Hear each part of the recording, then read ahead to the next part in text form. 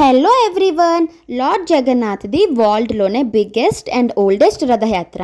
ఈ రథయాత్ర అనేది ఒడిశాకి చాలా బిగ్గెస్ట్ ఫెస్టివల్. సో ఇప్పుడు మీరు చూస్తున్న వీడియో క్లిప్స్ జర్సుగూడ వేదాంతు టౌన్షిప్లో. సో మొత్తం హోల్ వరల్డ్ చాలా బాగా సెలబ్రేట్ చేస్తారు. సో ఈ రథయాత్ర కోసం కొంచెం తెలుసుకుందాం. ఎవ్రీ ఇయర్ ఎన్నో ల్యాక్స్ ఆఫ్ డివోటీస్ వస్తారు ఈ రథాలు లాగడం కోసం. మొత్తం 3 రథాలు ఉంటాయి.